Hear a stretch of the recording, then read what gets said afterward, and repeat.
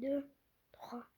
Bonjour, je m'appelle Serge Miranda, je suis professeur classe exceptionnelle et maintenant émérite à l'Université Nice-Côte d'Azur et directeur scientifique à l'ESTIA, l'école d'ingénieurs du Pays Basque, et notamment responsable de master en intelligence artificielle et big data.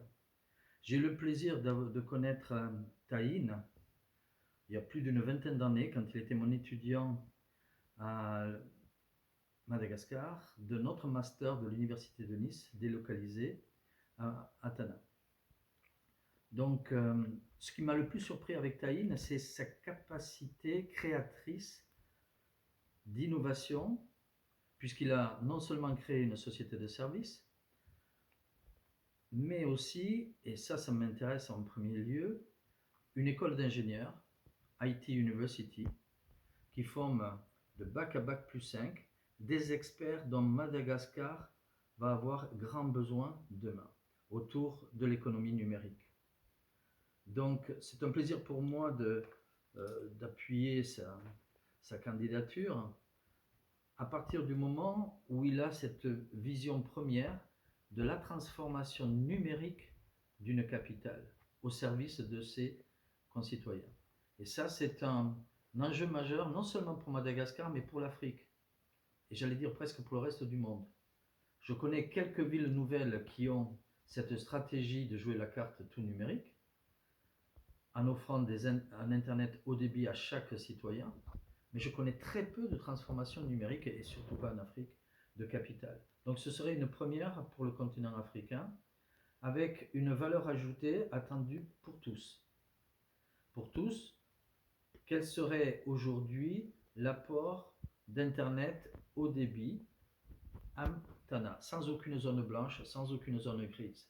Au-delà des techniques traditionnelles de la fibre, est arrivé à Tana par exemple Starlink et d'autres opérateurs du même type qui permettent la transmission très haut débit par les réseaux dits basse orbite.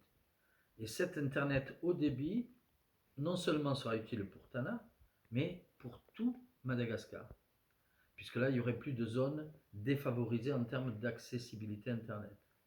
Et ça, c'est le futur. Le futur de la communication sera par le satellite. Donc, Tana pourrait être le lieu d'expérimentation des services très importants pour les citoyens que cette communication au débit pourrait apporter. Notamment, je pense à trois grands secteurs: l'éducation, la santé et l'administration. Ce sont trois domaines fondamentaux de la vie des citoyens qui permettraient d'avoir des services à valeur ajoutée immédiate. Offrir le haut débit Internet, c'est offrir l'éducation pour tous, l'accès à la mémoire mondiale de l'enseignement. Et ça, c'est un enjeu qui me concerne personnellement dans ma stratégie de développement de l'enseignement à distance, et qui me passionne, mais qui est un vrai besoin pour Madagascar et pour l'Afrique. Donc ça, c'est un enjeu primordial, l'éducation pour tous. L'administration, la transparence de l'éducation, les finances de la ville, les anomalies dans le fonctionnement de la ville, toutes ces anomalies peuvent être immédiatement reportées et traitées avec une traçabilité absolue. D'autres applications pourraient être envisagées, comme même un plan d'occupation des sols pour éviter la corruption immobilière ou des choses comme ça. Donc aujourd'hui, on est face à une véritable transformation numérique d'une capitale et donc d'un pays. Tana pourrait être une vitrine extraordinaire pour l'Afrique. Et je suis sûr que toi, Taïn, tu as les moyens humains, avec aussi tous les experts que tu formes à ITU, plus d'une centaine d'étudiants par an, 200 par an, tu as les moyens humains pour réussir ce beau défi pour la capitale de Madagascar et pour l'Afrique. Bonne chance et tu peux compter sur notre soutien multiforme. À très vite.